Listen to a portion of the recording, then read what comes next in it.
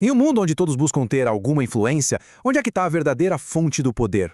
Nesta nossa análise, vamos mergulhar fundo nas mecânicas da influência. Mas vamos começar por um lugar que pouca gente olha. O único território sobre o qual se pode ter, de fato, controle absoluto. A própria mente. E essa é a grande pergunta, não é? Será que é realmente possível controlar a própria realidade? A resposta, por mais surpreendente que pareça, é sim, é possível. Mas não é através de mágica, não. É através de método. Para entender isso, imagine a figura de um arquiteto da realidade. Nenhum arquiteto começa a construir um prédio sem antes ter uma planta muito bem detalhada. O que vamos ver aqui são exatamente as ferramentas para desenhar a planta da própria vida, começando pela fundação, que é a parte mais essencial de qualquer grande projeto. E aqui chegamos na regra número 1, a regra fundamental. Qualquer poder que se exerce no mundo externo é, na verdade, apenas um reflexo do poder que já foi dominado no mundo interno. Ou seja, o autocontrole vem antes de todo o resto. Essa frase pode soar um pouco estranha, um paradoxo, mas o segredo está aqui. A nossa mente busca coerência. É praticamente impossível projetar uma convicção forte para o mundo se essa convicção não estiver sólida aqui dentro. Por isso, o primeiro passo para influenciar alguém não é um ato de comunicação para fora, mas sim um processo de engenharia interna. Trata-se de construir dentro de si a crença que se deseja ver manifestada no mundo. Ok. Agora que entendemos que o ponto de partida é interno, a pergunta muda. Como é que se começa essa automanipulação construtiva? A resposta para isso não está na filosofia, mas sim na biologia. O conceito-chave aqui é este. O cérebro não é uma peça de concreto, fixa. Ele é maleável, como argila. A neuroplasticidade é a prova científica de que é totalmente possível, literalmente, religar os próprios circuitos mentais. Cada vez que um pensamento ou um hábito é substituído por um novo, a estrutura física do cérebro se altera. Isso faz com que a reprogramação mental não seja apenas uma ideia bonita, mas uma consequência natural da prática focada. E aqui está um método prático para aplicar isso, um passo a passo. O processo começa com a escuta. É preciso identificar aquelas narrativas internas que limitam. O segundo passo é o confronto, questionar se essas crenças são reais, são fatos ou são só hábitos mentais. Terceiro, vem a substituição ativa por uma nova narrativa, uma que fortaleça. E o quarto, talvez o mais importante de todos, é o reforço. A nova narrativa precisa ser sentida. A emoção funciona como uma espécie de cola que fixa essas novas conexões neurais. Um exemplo clássico disso é a história do ator Jim Carrey. Muito antes de ser famoso, ele escreveu um cheque para si mesmo no valor de 10 milhões de dólares. Ao fazer aquilo, ele não estava só sonhando. Ele criou um objeto físico real que todos os dias reforçava uma nova conexão neural no cérebro dele. Ele usou uma ferramenta de autoconvicção para programar a própria mente para o sucesso, muito antes desse sucesso se tornar realidade do lado de fora. Muito bem, com a fundação interna estabelecida, a construção externa pode começar, mas a influência mais poderosa raramente é barulhenta ou óbvia. Pelo contrário, ela é sutil, quase invisível. É o que chamamos de a arte do controle discreto.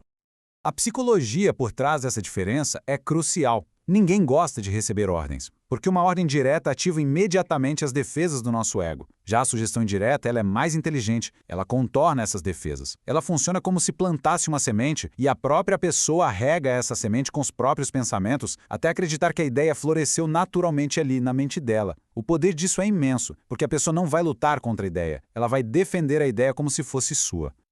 E essa aqui é uma aplicação clássica, a ilusão da escolha. Em vez de perguntar, vamos fazer a tarefa X? A pergunta se torna, prefere fazer a tarefa X agora ou depois do almoço? A pessoa sente que está no controle porque está escolhendo, mas a decisão principal, que é fazer a tarefa X, já foi tomada por quem perguntou. É uma forma muito elegante de guiar um resultado, mantendo a sensação de autonomia do outro lado. E isso tudo nos leva à PNL, a programação neurolinguística. A metáfora do código-fonte da mente é perfeita. Pense assim. Nossos comportamentos e crenças são como programas de computador rodando no nosso cérebro.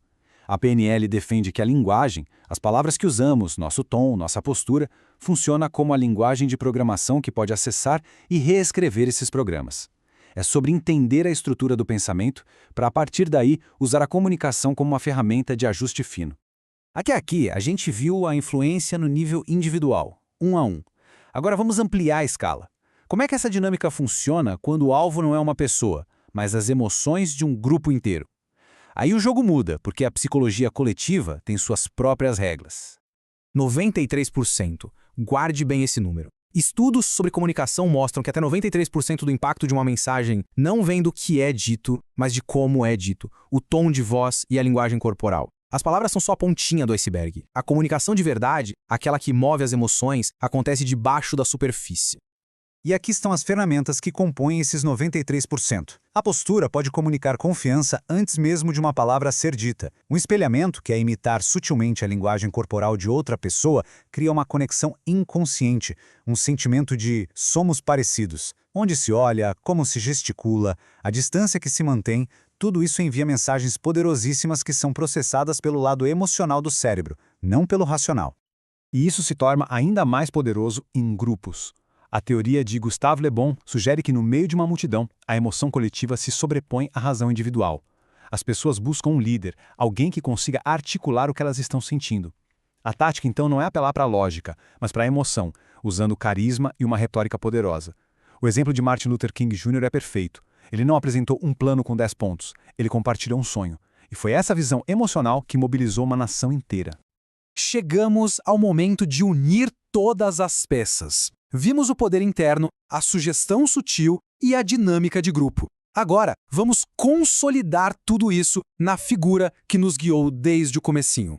Se houver uma única ideia para levar desta nossa análise que seja esta: o domínio externo é um reflexo direto do domínio interno. É um ciclo completo. Vamos só recapitular a jornada do nosso arquiteto da realidade. A neuroplasticidade e o diálogo interno são a prancheta onde a planta da vida é desenhada.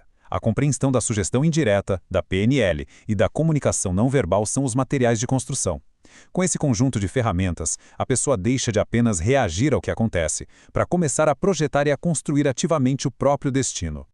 E assim, nossa análise termina exatamente onde a aplicação começa. Com este conhecimento, a questão final não é mais sobre o que é possível, mas sim sobre o que será escolhido.